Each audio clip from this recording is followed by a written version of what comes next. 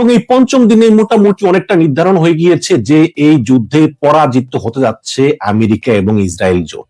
কিভাবে আজকে আমি প্রমাণ সহ ধরিয়ে দেব। প্রথমেই আমি যদি বলি, একের পর এক পয়েন্ট গুলোতে আসছি, যে আয়াতুল্লাহ আলী খোমেনি কিন্তু জানতেন যে তিনি মারা যাবেন। খোমেনি জানতেন যে তিনি যেখানে সাপ্তাহিক মিটিং করেন সেই সম্পর্কে ইসরায়েল জানে এবং সেখানে বোমা নিক্ষেপ করা হতে পারে, কিন্তু খামেনি তিনি মৃত্যুকে ভয় পাননি। তিনি বলেছেন যে আমার আব্বা 87 বছর, আমি শহীদি মৃত্যু চাই এবং আমি জানি যে আমার মৃত্যু হলেই ইরানি ঐক্যবদ্ধ হবে, হয়েছেও তাই। তিনি তার স্ত্রীকে বলছিলেন তুমি চলে যাও, স্ত্রী বলছেন না আমি তোমার সঙ্গে থাকবো, ফলে স্ত্রীও মারা গেলেন, তিনিও মারা গেলেন। তার মানে হচ্ছে ইরানিরা কিন্তু মৃত্যুকে ভয় পায় না। এবং এই যে হাজার হাজার বছরের সভ্যতা, পারস্য সভ্যতা, এতে প্রমাণ করে যে ইরানিরা কিন্তু বীরের জাতি। আপনি দেখেন যেমন পাকিস্তান শত্রু হচ্ছে ইন্ডিয়া, একমাত্র শত্রু ভারত পাকিস্তানের। কিন্তু আপনি ইরানকে দেখেন, ইরানের শত্রু হব না, ইরানের চারদিকে সবাই শত্রু, ইউরোপ শত্রু, আমেরিকা শত্রু, এমনকি আরব দেশগুলো ইরানের শত্রু। এবং এই ইরান যুগ যুগ ধরে তারা কিন্তু একাই লড়াই করেছে। একটা কথা বলি, ইরান যে ইরাকের সঙ্গে যুদ্ধ করলো শাতিল আরব নিয়ে, সেই ইরাকের সঙ্গে যুদ্ধে ইরানের 10 লক্ষ মানুষ মারা গিয়েছে, 10 লক্ষ মানুষ মারা গিয়েছে শুধু এই ইরাকের সঙ্গে যুদ্ধে। কাজে ইরানের সেই অভ্যাস আছে এবং ইরান কিন্তু যুগে যুগে একাই লড়াই করেছে। অন দ্য আদার হ্যান্ড, ইসরায়েলিরা কিন্তু মৃত্যুকে খুব ভয় পায়। আপনারা নিশ্চয়ই ভিডিওতে দেখেছেন যে যখন একটা মিসাইল আসে তখন ইসরায়েলের একটা সাইরেন বাজে যে মিসাইল আসতেছে। তখন আপনারা নিশ্চয়ই দেখেছেন যে ইসরায়েলিরা কিভাবে দৌড়ে গিয়ে বাংকারে লুকায়, মাটির নিচে লুকায়। তারা কিন্তু মৃত্যুকে খুব ভয় পায়, তারা মোটেও সাহসী জাতি না। সুতরাং একটা যুদ্ধকে দীর্ঘদিন ধরে চালিয়ে নেওয়ার মতো অবস্থা আসলে ওই আমেরিকা ইসরায়েলের নাই।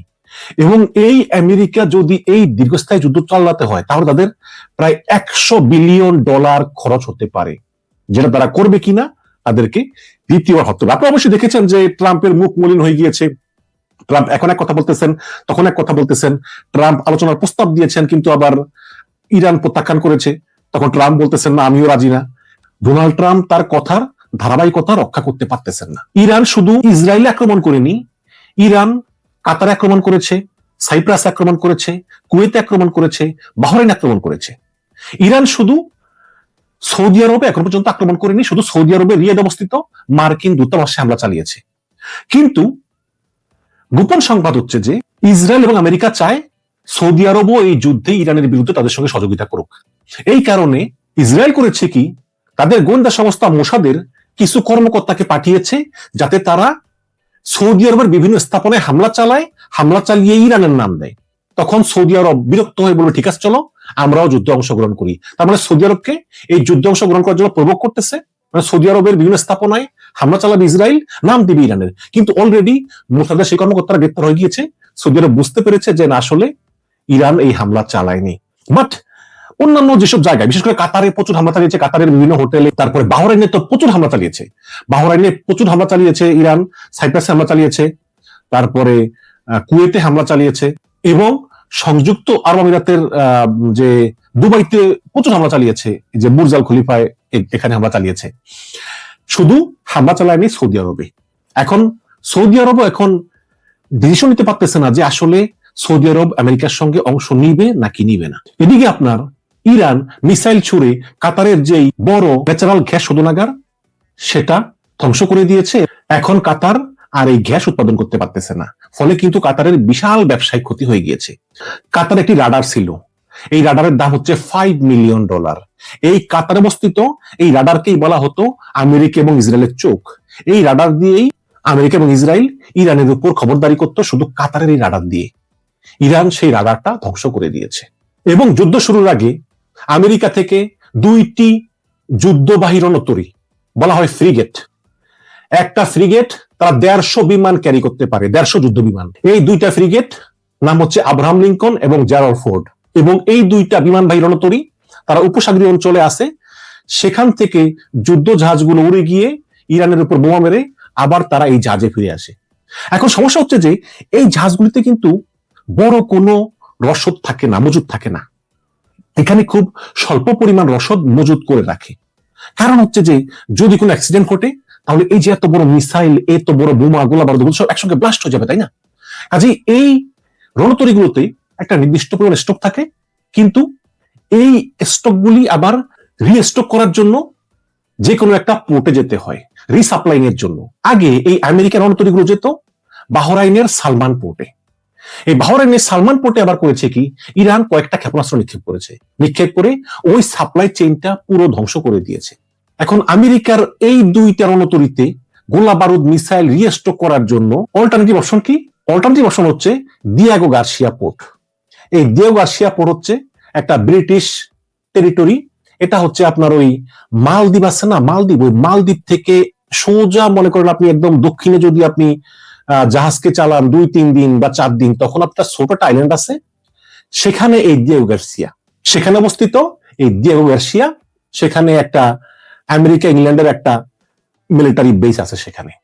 এখন যদি সেখানে গিয়ে এই রিফুয়েলিং করা লাগে, রিস্টক করা লাগে, তাহলে যাইতে 3 দিন, আসতে 3 দিন, মোট 6 দিন লাগে। এতদিন তো সময় নাই। তো এই যখন বিপদে পড়ছে, তখন ফ্রান্সকে বলছে তোমরা একটা রণতরী পাঠাও। এখন ফ্রান্স একটা রণতরী পাঠিয়েছে, আবার ইংল্যান্ড বলছে আগে যুদ্ধ সময় করবে না, এখন তো বলতেছে করবে। স্পেন বলছে করবো না, ট্রাম্প বলছে শিক্ষা দিয়ে দিব, ওদিকে জার্মানিও বলতেছে হয়তো করবে। কিন্তু ইরান আসলে একা, ইরান সবার সঙ্গেই লড়তেছে। এখন চায়না মনে করতেছে যে আমাদের এখনো আসলে আমেরিকার সঙ্গে ফেস টু ফেস যুদ্ধ করার মতো আমরা সামর্থ্যবান হই নাই, হয়তো আরো 50 বছর 100 বছর পরে হবে, সে পর্যন্ত ওয়েট করতে হবে। তবে চায়না করতেছে কি, চায়না বিভিন্ন কাঁচামাল সাপ্লাই দিতেছে, যেমন ড্রোন তৈরির কাঁচামাল।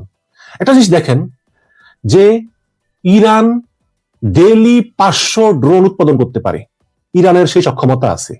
আর আমেরিকা একটা বছরে মাত্র 700 মিসাইল উৎপাদন করে।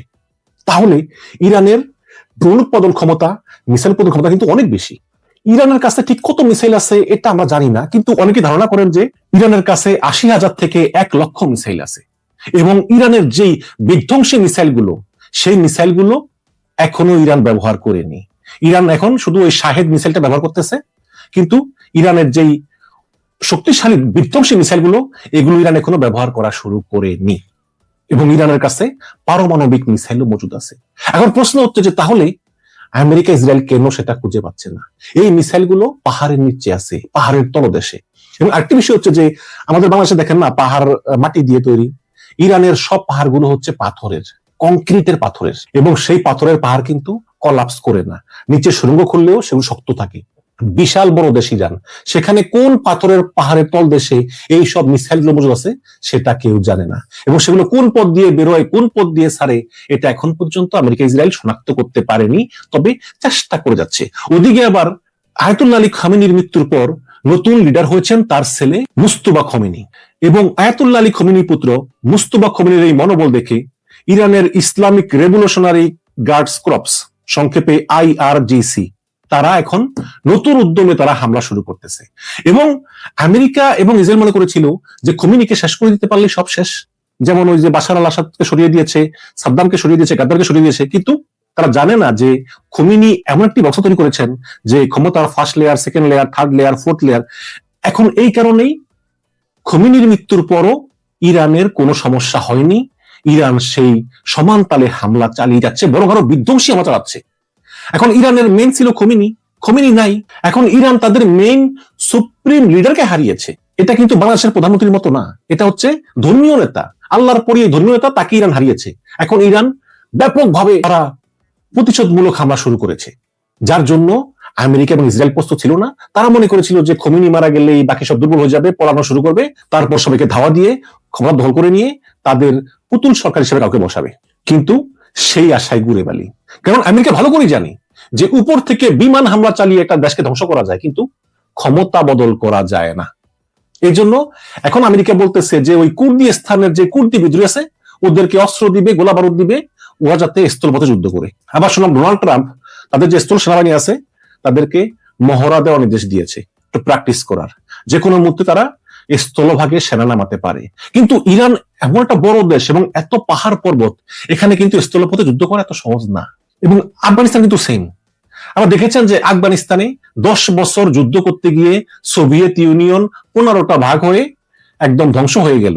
ওই মূল অংশ রাশিয়া রয়ে গেল, আর বাকি যে অংশগুলো সেগুলো 15টা ভাগে ভাগ হয়ে গেল এবং সোভিয়েত ইউনিয়ন শেষ হয়ে গেল।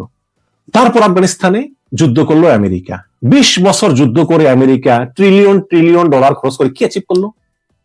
কিছু অ্যাচিভ করলো না। তাদের সৈন্য মারা গেল। 20 বছর পরে তালেবানদের হাতে ক্ষমতা দিয়ে চলে আসলো। তারপরে ইরাকে যুদ্ধ করলো আমেরিকা, উপসাগরীয় যুদ্ধ, সেখানে ট্রিলিয়ন ট্রিলিয়ন ডলার খরচ করে কি অ্যাচিভ করলো? কিছু অ্যাচিভ করতে পারলো না। এখন আবার ইরান, এই ইরানে যদি স্থলভাগে আমেরিকা নিজেদের সৈন্য পাঠাক বা কুর্দি সৈন্য পাঠাক, তাদের পরিণতিও কিন্তু ভালো হবে না, কারণ ইরান কিন্তু একটা ভয়ঙ্কর দুর্গম জায়গা এবং এখানে যুদ্ধ করা এত সহজ না। এখন অনেকে বলতেছেন যে ট্রাম্প তো যুদ্ধ শুরু করার আগে কংগ্রেসের অনুমতি নেই, এখন মার্কিন কংগ্রেস মানে সংসদ কি এই যুদ্ধ থামাবে? দেখুন, এই মুহূর্তে আমেরিকার মাত্র 5 জন মারা গেছে, যদিও ট্রাম্প বলছেন যে আমার আরো সৈন্য মরতে পারে, তার মানে তিনি হয়তো চিন্তা করতেছেন যে তিনি স্থল বাহিনী পাঠাবেন। হয়তো আরো সৈন্য মরলে হয়তো বা কংগ্রেস একটা উদ্যোগ নিতে পারে যে না, অনেক হয়েছে, এবার তুমি যুদ্ধ থামাও, বাট এটা নাও হতে পারে। একটা উদাহরণ দিই, সেটা হচ্ছে যে এই যে ইরান মিসাইল ছোড়ে ইসরায়েলের দিকে, হ্যাঁ, এই মিসাইল ছড়লে বেশিরভাগ মিসাইলই ইসরায়েল ধ্বংস করে দেয় আকাশে, কারণ ইসরায়েলের কাছে একটা প্রযুক্তি আছে যেটা নাম হচ্ছে আয়রন ডোম। এই আয়রন ডোম দিয়ে ইরানের যে কোনো ক্ষেপণাস্ত্র ইসরায়েলের মাটিতে পড়ার আগেই ইসরায়েল ওটা আকাশে ধ্বংস করে দেয়। হ্যাঁ, কিভাবে ধ্বংস করে? যেমন ইরানের ক্ষেপণাস্ত্র আসতেছে, ইসরায়েল আরেকটা ক্ষেপণাস্ত্র মারে, ওটা আকাশে একটা একটাকে আঘাত করে ধ্বংস হয়ে যায়, ফলে ইসরায়েলের কিছুই হয় না। কিন্তু ইরান একসঙ্গে এত ক্ষেপণাস্ত্র মারে যে আয়রন ডোমও কনফিউজড হয়ে যায় এবং কিছু আকাশে ঠেকাতে পারে, কিছু মাটিতে পড়ে। এখন বলি যে ইরান একটা মিসাইল মারতেছে, ওই মিসাইলটার দাম হচ্ছে $50,000। ইরান কিন্তু খুব সস্তায় মিসাইল বানায়, একটা মিসাইলের দাম $50,000। কিন্তু ইরানের সেই মিসাইলটাকে ঠেকানোর জন্য ইসরায়েল যে মিসাইলটা মারে সেটার দাম হচ্ছে $12 মিলিয়ন। মাঝে মধ্যে আবার একটা ক্ষেপণাস্ত্র ঠেকানোর জন্য 4-5টা আয়রন ডোম মারতে হয়, তখন এই 12 গুণ করেন কত হয়? বিশাল ব্যয়বহুল, বিশাল ব্যয়বহুল। এবং আমেরিকা ইসরায়েলকে যে বিলিয়ন বিলিয়ন ডলার দিয়ে হেল্প করে, এই কারণে কিন্তু ইসরায়েল টিকে আছে, না হলে কিন্তু ইসরায়েল হচ্ছে বরিশাল বিভাগের মতো একটা দেশ, ছোট, 1 কোটি জনসংখ্যা, এদের পক্ষে আসলে এতদিন টিকা সম্ভব হতো না। শুধু আমেরিকার যে কোনো ধরনের সাপোর্ট আছে, যত সাপোর্ট আছে সব সাপোর্ট আমেরিকা দিচ্ছে, টাকা পয়সা, প্রযুক্তি, মিলিটারি অস্ত্র যা যেভাবে আছে সব দিচ্ছে আমেরিকা, এই কারণে কিন্তু ইসরায়েল টিকে আছে। এবং সবচেয়ে ইন্টারেস্টিং যে ব্যাপারটা হচ্ছে সেটা হচ্ছে হরমুজ প্রণালী।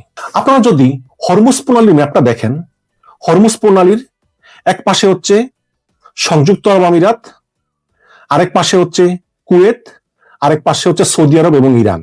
হ্যাঁ, ইরান এক পাশে, সৌদি আরব এক পাশে কুয়েত, আরেক পাশে আরব আমিরাত এবং ওমান। এবং এই হরমুজ প্রণালীর একটা পাশ হচ্ছে ল্যান্ডলকড, মানে ওই পাশ দিয়ে কোথাও যাওয়া যায় না। কাজেই এই কুয়েতকে, সৌদি আরবকে এবং সংযুক্ত আরব আমিরাতকে যদি জাহাজের মাধ্যমে তেল এবং গ্যাস রপ্তানি করতে, অবশ্যই আপনারা জানেন যে তেল গ্যাস তো জাহাজে করে নেয়, তাহলে এই হরমুজ প্রণালীর ভিতর দিয়ে এই জাহাজটাকে যেতে হবে। এবং এই যে এই বিস্তীর্ণ যে সাগরটা, এই সাগরের একটা অংশ আছে, সেই অংশটা মাত্র 2 কিলোমিটার প্রশস্ত, মাত্র 2 কিলোমিটার, 21 কিলোমিটার লম্বায় আছে, ঠিক আছে, কিন্তু প্রশস্ত হচ্ছে মাত্র 2 কিলোমিটার। এটাকেই বলা হয় হরমুজ প্রণালী। এবং এই হরমুজ প্রণালী হচ্ছে এই ইরানের সঙ্গে অবস্থিত। ইরান এর আগে অনেকবার বলেছিল যে হরমুজ প্রণালী বন্ধ করে দিবে, কিন্তু করে নাই। কিন্তু ইরান এই প্রথম হরমুজ প্রণালী বন্ধ করে দিয়েছে। এবং এই হরমুজ প্রণালীর এখানে প্রায় 150 জাহাজ আটকা আছে এবং অনেক জাহাজকে ডুবিয়ে দিয়েছে এই ইরানের রেভলিউশনারি গার্ডরা। এবং তারা অ্যানাউন্স করে বলতেছে যে হরমুজ প্রণালী বন্ধ, তোমরা কেউ আসবে না। এখন প্রশ্ন হচ্ছে যে হরমুজ প্রণালী বন্ধ হলে আসলে ক্ষতিটা কি হবে? দেখুন, অলরেডি ইরানের ক্ষেপণাস্ত্রের কারণে সৌদি আরবের তেল শোধনাগার ধ্বংস হয়ে গিয়েছে, কাতারের গ্যাস উৎপাদন কেন্দ্র ধ্বংস হয়ে গিয়েছে। তারপরেও যা আছে তাও যদি রপ্তানি করতে হয়, তাহলে এই হরমুজ প্রণালী দিয়ে কিন্তু যাওয়া লাগবে, যেটা ইরান বন্ধ করে দিয়েছে। এবং এই হরমুজ প্রণালীর কোনো অল্টারনেটিভও নাই। এই পৃথিবীতে যত ন্যাচারাল গ্যাস রপ্তানি হয় তার 2/5 হয় এই হরমুজ প্রণালী দিয়ে। এবং পৃথিবীতে যত তেল রপ্তানি হয় তার 27% রপ্তানি হয় এই হরমুজ প্রণালী দিয়ে। এবং 2018 সালের একটা পরিসংখ্যান অনুযায়ী এই হরমুজ প্রণালী দিয়ে প্রতিদিন প্রায় $1.5 বিলিয়ন তেল রপ্তানি হয়। এটা হচ্ছে 2018 সালের পরিসংখ্যান। তাহলে এই 2026 সালে এসে সেটার পরিমাণ তো কমপক্ষে 3 থেকে 4 বিলিয়ন ডলারের কম না। এই পরিমাণ তেল প্রতিদিন, মানে প্রতিদিন এই হরমুজ প্রণালী দিয়ে বহির্বিশ্বে রপ্তানি হয়। সুতরাং